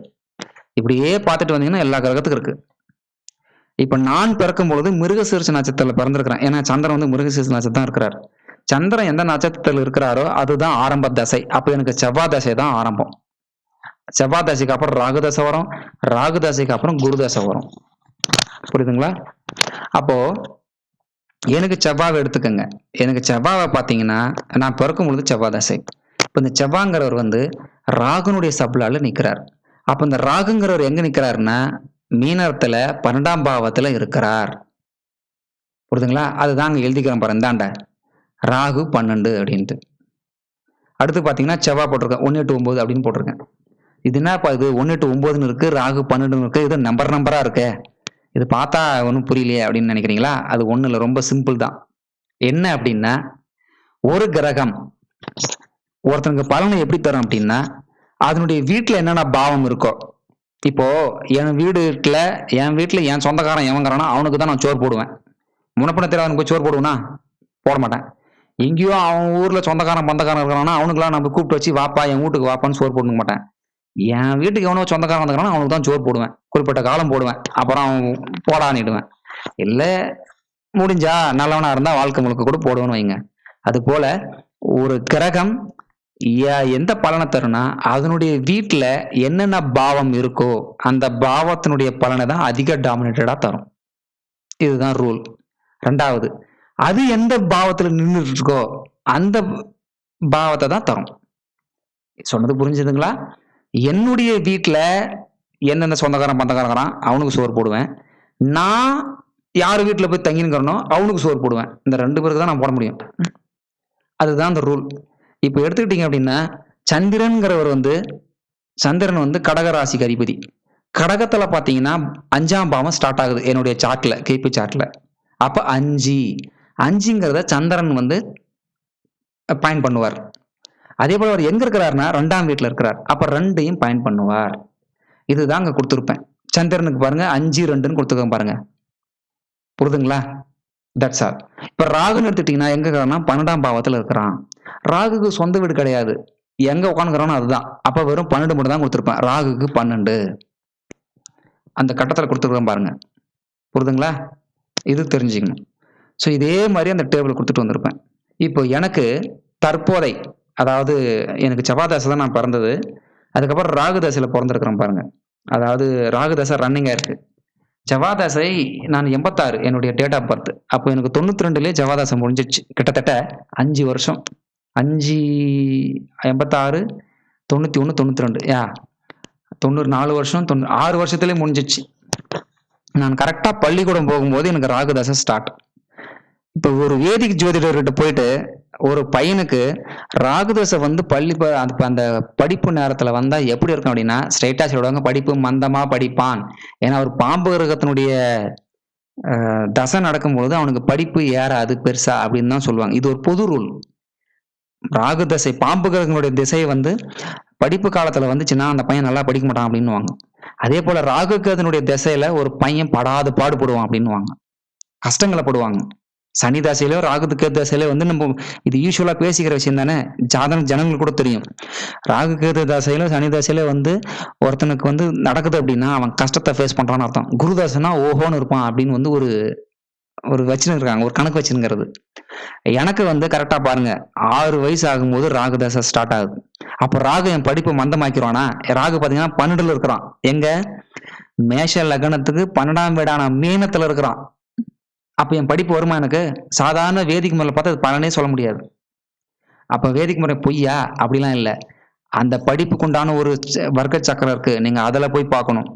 அதுல பார்த்தா மட்டும் தான் அதுல சொல்ல முடியும். ராகு தசையில வந்து நான் வந்து டாப் ரேங்க் ஹோல்டர். என்னுடைய படிப்ப பார்த்தீங்கன்னா, அசந்துருவான். அப்படி வாத்தியாரே அசந்துருவாங்க. வாத்தியார் கேட்கிற கேள்வி 16 16 256ங்கிறத 3ஆம் கிளாஸ்லயே நான் வாய்ப்பாடு சொன்னவன். ஓ 2 2 2 2 4 3 2 6ன்ட்டு 16 16 256 வரைக்கும் அந்த வாய்ப்பாட ஒரு மிஸ்டேக் இல்லாம சொல்லுவேன். ஒரு கணக்க நடத்துறாரு வாத்தியார்னா அதுக்கு முன்னாடி முடிச்சுட்டு உட்காந்துருப்பேன். 6ஆம் கிளாஸ்லயே நான் வாத்தியார் கொடுத்த பேப்பரை வாங்கி திருத்தணும் நான். அப்ப எனக்கு படிப்பு எந்த அளவுக்கு எப்படி வந்தது அப்படின்னா, அங்கதான் இந்த கேபியில இருக்கிற ஒரு சூட்சமம் இருக்கு. என்னன்னா, ராகு வந்து எந்த நட்சத்திரத்தில் நிக்கிறார்னா, ரேவதி நட்சத்திரத்தில் நிக்கிறார். அந்த சார்ட்ல பாருங்க. அப்படியே சூரியன், சந்திரன், செவ்வாய், புதன், சனிக்கு அடுத்து ராகு போட்டிருக்கேன் பாரு. அந்த ராகு எங்க நிக்கிறாருன்னா, ரேவதி நட்சத்திரத்தில் நிக்கிறார். ரேவதியில எந்த டிவிஷன்ல நிக்கிறார்னா, சனியோட டிவிஷன்ல நிக்கிறார். சனி வந்து சனியோட டிவிஷன் நிற்கிறார். சனி வந்து எனக்கு எங்க இருக்கிறாருன்னா, சனியினுடைய ராசிகள் வந்து மகரம், கும்பம். அப்ப மகரம், கும்பங்கிறது வந்து சனியோட வீடுகள். அதுல என்ன பாவம் வருதுன்னா 11th பாவா வருது. 11ஆம் பாவம். அவர் சனி எங்க நிக்கிறார் பாருங்க, 8ஆம் பாவத்தில் நிக்கிறார். அப்போ சனி 11ஆம் பாவத்துக்கு உண்டான வேலையும் செய்வார், 8ஆம் பாவத்துக்கு உண்டான வேலையும் செய்வார். அப்போ 11ஆம் பாவங்கிறது என்ன அப்படின்னா, நினைத்ததை சாதிக்கக்கூடிய ஒரு பாவம். என்ன நினைக்கிறீங்களோ அது அப்படியே நடக்கும். அப்படியே நடக்கும். இதுதான் ராகு வந்து இப்ப செஞ்சாகணும். சனி என்ன வந்து அந்த டிவிஷன், அந்த எந்த டிவிஷன்ல ராகு நின்னானோ, அது இந்த டிவிஷனுடைய லார்டு யாரோ அவன் தான் அந்த ராகு வந்து செயல்படுத்துவான். சப்லார்டு தான் ராகுவை செயல்படுத்துவான். அப்ப சனி என்ன பயன் பண்றாருன்னா 11/8. இந்த 11/8 தான் ராகு வந்து எனக்கு செயல்படுத்தினான். எனக்கு படிப்பு, கல்வி வந்து ஓஹோன்னு போனது. கூடவே கஷ்டமும் போனது. படிப்புக்கு பணம் செலவு பண்ண காசு இல்லாம இருந்தது. ஒரு யூனிஃபார்ம் தைக்க கையில காசு இருக்காது. கஷ்டமும் இருந்தது. கூலி வேலைக்கெல்லாம் போய் கஷ்டப்பட்டு சம்பாதிச்சு படிச்சுட்டு வந்தோம். இருந்தாலும் இந்த படிப்பு தான் படிக்கணும், இந்த காலேஜ்ல தான் சீட்டு கிடைக்கணும், இந்த இதுல தான் நான் வந்து ஒர்க் பண்ணணும் அப்படின்னு எதையெல்லாம் தீர்மானிச்சுன்னு வந்தனோ, கையில ₹1 காசு இருக்காது. இருந்தாலும் கரெக்டா முடிச்சுன்னு வந்தேன். ஏன்னா ராகு அதை செயல்படுத்தினான். 11னாவே நீங்க நினைப்பதை நடத்துறது தான் 11th 11 அப்படின்னு அர்த்தம். அதனால நான் எந்த ஸ்கூல்ல சேரணும், எங்க படிக்கணும், எந்த காலேஜ்ல படிக்கணும், எங்க வேலை செய்யணும், எல்லாம் டிட்டர்மினேஷன் ஃபுல்லா ராகு தசையில எனக்கு அப்படியே நடந்தது. கூட வறுமையும் இருந்தது. இருந்தாலும் 2மே வேலை செஞ்சது. ஆனா வேதிக் முறையில பாத்தீங்கன்னா, ராகு 12ல இருக்கிறாரு. வெறும் செலவு தான், படிப்பு ஒன்றும் பெருசா இருக்காது அப்படின்னு வந்து ஈஸியா சொல்லிட்டு போயிடுவாங்க. ஆனா நான் வந்து ராகு தசையில எனக்கு ராகு கொடுத்த கல்வி சாதாரண கல்வி இல்ல. இன்னைக்கு ஒரு சாஃப்ட்வேரே இன்னைக்கு நான் ரெடி பண்ணியிருக்கேன் அப்படின்னா, அப்போ படிப்புல நான் வந்து first rank grade holder, gold medalist நான் வாங்கினது கோல்டு மெடல் தான் வாங்கினேன். அது வந்து எனக்கு அந்த இது நடந்தது. அடுத்து பாத்தீங்கன்னா குரு தசை. பாருங்க, எனக்கு 2010லயே ராகு தசை முடிஞ்சிருச்சு. 27/1/2010 ராகு ஓவர். அடுத்து குரு தசை ஸ்டார்ட். எனக்கு குரு தசையை பாத்தீங்கன்னா இப்ப வேதிக் முறையில பாத்தீங்கன்னா கும்பத்துல இருக்கிறார். கும்பங்கிறது 11th பாவா, மேஷத்துக்கு 11ஆம் வீடு. அது சூரியன் பாருங்க 5ஆம் வீட்டுல இருந்து அப்படியே நேரடியாக 7ஆம் பாதையால பாக்குறாரு. ஸ்ட்ரைட் பார்வை. புதனும் பாக்குறார். அப்ப சூரிய புதன் வந்து குருவை பாக்குறார். குரு வந்து 11th பாவால இருக்கிறார். எனக்கு 9ஆம் பாவாதிபதி 12ஆம் பாவாதிபதி. 9க்கு 3ஆம் வீடு சக்சஸ், 12க்கு 12 இது ஃபெயிலியர். அப்ப குரு எதை அதிகமா எனக்கு செய்வார்னா கண்டிப்பா 9 தான் ஸ்ட்ராங் பண்ணுவார். 11 12 ஸ்ட்ராங் பண்ண வாய்ப்பு இல்லை. ஏன்னா ஒரு கிரகம் எந்த வீட்டுக்கு அதிபதியா வராரோ அங்கிருந்து எந்த வீட்டுக்கு போறாங்கிறதையும் வேதிக் முறையில பார்ப்பாங்க. அந்த வீட்டுல இருந்து 6 8 12ல மறைஞ்சிட்டா அந்த வீட்டினுடைய பலன் வந்து நிறைய நடக்காது. அப்ப குரு வந்து எனக்கு தனுசுக்கும் மீனத்துக்கும் அதிபதி. தனுசுங்கிறது 9, மீனங்கிறது எனக்கு 12.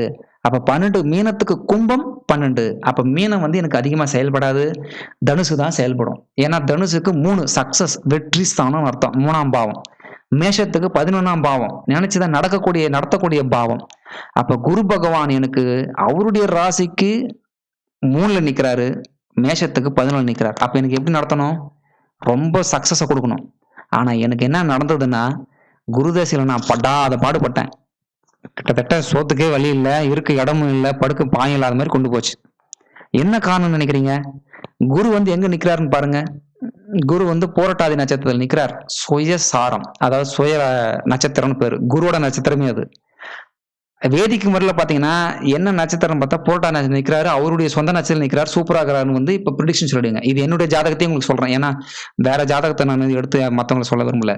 என்னுடைய ஜாதகத்த சொல்றேன். குரு வந்து புரட்டாதி நட்சத்திரத்திலே நிற்கிறார். அப்ப நட்சத்திரநாதனும் அவனே. சொந்த நட்சத்திரத்துல 11ஆம் பாவத்துல நிக்கக்கூடிய ஒரு கிரகம் 5ஆம் பாவத்தினுடைய கிரகத்தினுடைய பார்வையை வாங்கக்கூடிய கிரகம். அதாவது பூர்வ புண்ணியாதிபதி பாவத்தை வாங்குறான். எனக்கு பாக்யாதிபதி அங்க லக்னாதிபதியும் உட்காந்துருக்கான். தனுசுல லக்னாதிபதி செவ்வாய் இருக்கிறாரு பாருங்க. அப்படின்னு எனக்கு குரு நல்லதை கொடுக்கணும். ஆனா குரு வந்து எனக்கு கொடுத்ததெல்லாம் ஃபெயிலியர். வேலை நிலைக்கல, பிரச்சனைகள் மேல் பிரச்சனை, அடி எல்லாமே வந்தது. வீட்டுல நிறைய பேர் இறந்தாங்க. அந்த மாதிரிலாம் நடந்தது. என்ன காரணம் நினைக்கிறீங்கன்னா, குரு நிக்கக்கூடிய அந்த பிரிவு எந்த பிரிவில் நிக்கிறான்னா கேதுவோட பிரிவில் நிக்கிறான். போரட்டாதியில கேதுவோட டிவிஷன், அதாவது போரட்டாதி 9 பிரிவா போட்டீங்கன்னா அதுல கேதுவோட பிரிவு என்னவோ அந்த டிகிரில போய் நிக்கிறான். அப்ப கேது எனக்கு எங்க இருக்கிறான்? லக்னத்துல இருந்து 6ஆம் இடம், 6ஆம் பாவத்தில் நிக்கிறார். அப்போ கேது கொடுக்கக்கூடிய அந்த 6 தான் குரு செயல்படுத்தி ஆகணும். அதுதான் இன்னைக்கு வரைக்கும் நடந்துட்டு இருக்கு. ஏகப்பட்டதான் நடந்தது. அப்போ குருவுக்கு குரு, சனி இப்படி ஒண்ணா நான் பட்டுக்கிட்டு வந்தேன். இன்னைக்கு பாருங்க எனக்கு சூரிய புக்தி வந்து போய்கிட்டு இருக்கு. அந்த சூரிய புக்திலையும் எனக்கு 6 நடந்துட்டு இருக்கு. அப்ப இன்னைக்கு வரைக்கும் எனக்கு கஷ்டம் வந்து மாறல, தீரல, போய்கிட்டே தான் இருக்கு. புரியுதுங்களா? குரு தசை வந்து எனக்கு மகா போராட்டம். அப்ப சனி தசை எப்படி இருக்கும்? சனி தசை எப்படின்னா லக்னத்துக்கு 8ஆம் வீட்டுல விருச்சிகத்துல இருக்கிறார் சனி. அப்ப விருச்சிகத்துல வந்து சனி இருந்தா 8ல மறைஞ்சிட்டான். முதல் இது 6, 8, 12 ஒரு கிரகம் என்னவே மறைஞ்சிச்சுன்னு அர்த்தம் வேதிக்கல. அப்போ 8ஆம் பாவத்துல சனி மறைஞ்சிட்டார். முதல் விஷயம். 2வது விஷயம், அவர் வந்து 10க்கு அதிபதி, 11க்கு அதிபதி, தொழிலாதிபதி, லாபாதிபதி போய் 8ல மறைஞ்சிட்டான். அப்ப எனக்கு நல்லது நடக்குமா? இம்பாசிபிள். லக்னத்துக்கு லக்னாதிபதிக்கு 12ல போயிட்டான். லக்னத்துக்கு 8ல போயிட்டான். லக்னாதிபதிக்கு 12ல போயிட்டான். புரியுதுங்களா? இப்படி நீங்க செக் பண்ணணும். அவரை வந்து சந்திரன் மட்டும்தான் பார்க்கறான். வேற எந்த கிரகமும் பார்க்கல. இப்படி இருக்கிறார் சனி பகவான். அப்ப 8ல மறைஞ்சிட்டாரு. லக்னாதிபதிக்கும் மறைஞ்சிட்டாரு, லக்னத்துக்கும் மறைஞ்சிட்டாரு. அப்ப எனக்கு சனி தசை எப்படி இருக்கும்? ஒன்றும் பெருசா இருக்காது, அப்படிதான் சொல்லுவாங்க. ஆனா சனி எங்க நிக்கிறான் அப்படிங்கிறத பாருங்க. அவன் சனி வந்து அவனுடைய சொந்த நட்சத்திரம் நிக்கிறான் அனுஷம். ஆனா நிக்கிறது சுக்கிரன் 2, 7. ஆனா கூட 6ம் இருக்கு. அப்போ நான் சனி தசையிலும் கஷ்டப்படுவேன்.